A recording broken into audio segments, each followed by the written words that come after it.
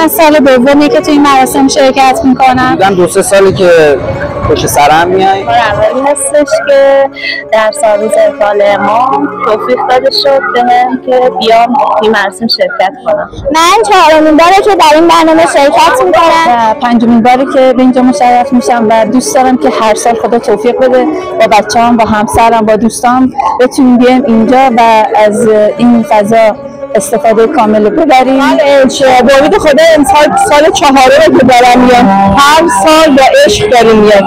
خودم میام، بچه‌هامون همراه خودم میارم. حتی سال 2 سال پیشتر من 40 روزه با خودم میام. اولین بار بود که توی برنامه شرکت می‌کردم. خیلی حس خوبی داشت. این عظمت و این جمعیت زیادی که از مردم می‌دیدیم که حضور پیدا کردن به ما نشون میداد که واسه مردم هنوز هستن، پای آرمان‌های امام، پای انقلابشون هستن. امام یه حس خیلی خوبی داره برای همه. فکر می‌کنم کمترین کاریه که برای داشته ما جوون می‌تونیم انجام بدیم این که هر سال وفات ایشون بیایم اینجا و یک میثاق با امام و رهبری داشته باشیم که اگر هم جامعه هنوزم انحرافاتی داره ولی خب جوانایی هستن که پای خون شهدا وایسن و پای آرمان‌های شهدا. هوای خیلی خوبی هستش اینجا و داره.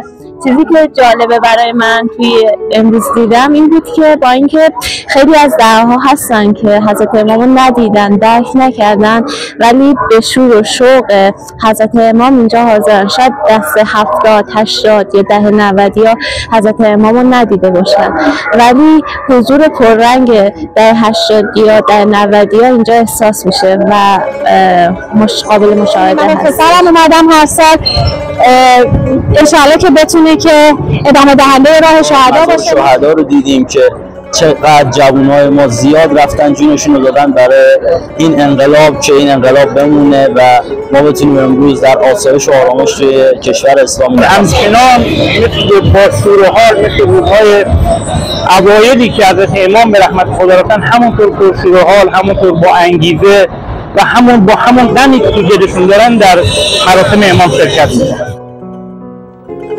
3 باور در امام بزرگوار ما وجود داشت که همین 3 باور به او قاطعیت میداد، شجاعت میداد و استقامت میداد. باور به خدا، باور به مردم و باور به خود